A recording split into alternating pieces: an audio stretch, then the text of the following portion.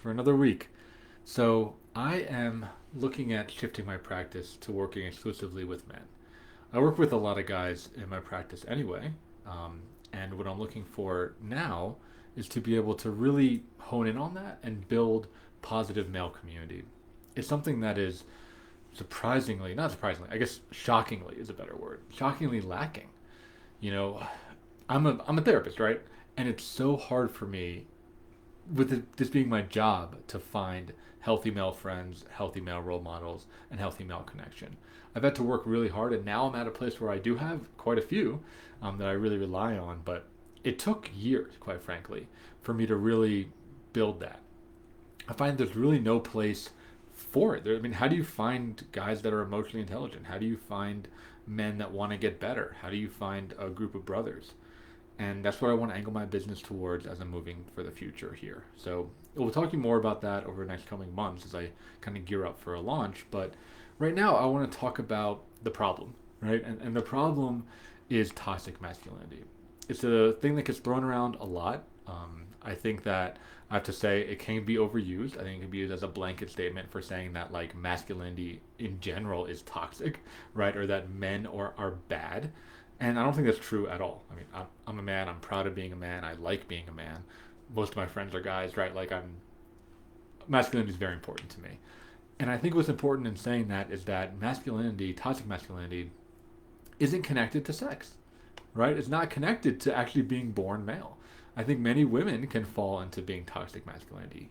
It is a value set. It's not a gender. It's not a sexual orientation. It is a set of values that is very damaging for a lot of people, and it can show up, in families. It can show up in relationships. It can show up in workplace environments. Toxic masculinity is a problem, and I think it's something that we're seeing, quite frankly, crumble now. And the idea is, okay, what do we replace it with? And I got some ideas about that in a future video. But this one is what's toxic masculinity. So essentially, what it is it's the like toughen up mentality. It's the don't be a bitch mentality. It's the don't have feelings mentality. This idea that asking for help is weak, that it's a failing. It's this idea that being vulnerable means that people are going to take advantage of you. It's this idea that if you don't accomplish something alone and by yourself, that it doesn't have any value because you kind of like sold yourself out. All of these values keep coming up again and again and again. And as I'm saying these out loud, you probably have some of them, or at the very least, you've certainly heard them somewhere. Whether you're a man or a woman, you've probably heard some of these. And this is what toxic masculinity is. It's this idea that the way to be tough, the way to be a good man, or the way to be a good person is to do everything alone, to endure a lot of suffering, and to never, ever ask for help and never, ever show emotion or feeling, right? To just not just not show it, actually just never have emotions or feelings. you know, the emotions that men can talk about, right, that are accepted in society are happy, horny, and angry. That's it. That's really all we get. We don't really get sad, right? We're not allowed to feel sad. Can't really feel anxious, afraid, right? Everything has to be either positive, sexual, or we can get pissed. Pissed is our like negative emotion. It's very linear, and that's incredibly limiting.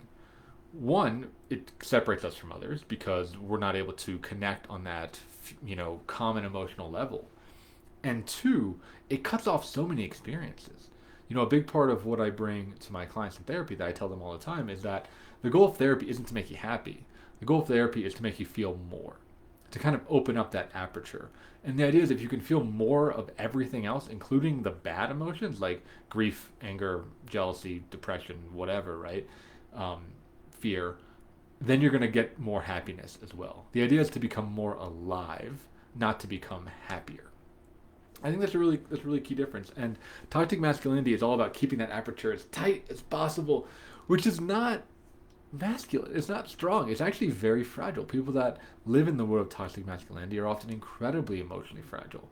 They can come across as really defensive, really sensitive. They can fly off the handle at any moment, right? They can get angry. They can get pissed. They can break things. In the worst case, they become abusive. This idea that when you don't have emotions, I mean, it's just false. So when people are not having emotions, what they're doing is they're just like bunching it up so tight. They're just like putting everything in the box. And at some point, for every single person, I'll repeat that again, for everyone, it shoots out sideways. It blasts out in some kind of big incident. That's usually when they come to me. Usually when they decide to start doing therapy is after something is blasted out, and it's like, oh my god, I have a whole emotional world here. There's all these things that I've never really attended to or paid attention to, and now I got to figure it out.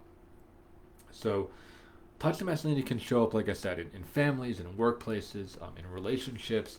And another way of looking at it is from one of my favorite books ever, Iron John by Robert Bly. It's a great book on masculinity. So if you're enjoying this conversation and you want to learn more, check out Iron John. It's a good one. It's like the book.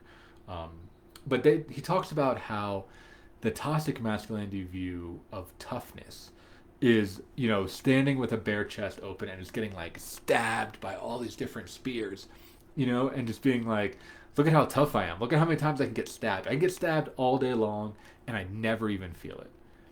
That's not strength. That's just getting stabbed a lot. What he says evolved masculinity would be blocking that, right? Holding up a shield, being like, no, do not stab me. I'm done getting stabbed. Is learning how to defend yourself. In psychology terms, it's called like setting a boundary. That's a lot stronger, right? This action, not being a victim, big one, right? Taking ownership for your life, defending yourself, protecting yourself, that is way more masculine to me than just getting stabbed over and over again. Getting stabbed over and over again is that's weak, right? And pretending, also lying to everybody and saying, oh yeah, these things don't hurt me. I'm invincible. Look at how cool I am while you're like bleeding out, in the corner. So yeah, toxic masculinity. Shit's real. I would be curious, as we're wrapping this video up, if you experience this, if you have any of these beliefs in your own life, if you know people that have these beliefs. I was really, it's just in the beginning of the video, I was really touched by the response to my first video. The likes, the comments, everything was really nice, and it's good to see the support. I've been a little, away from the therapy community during COVID as I was kind of figuring out my own life, and I'm feeling ready to re-engage. So seeing that vote of confidence was really, really meaningful to me. So thank you for that. And on that note, we're gonna wrap up this video, and we'll keep talking about these topics moving forward. So thank you so much for tuning in, and I will see you next week.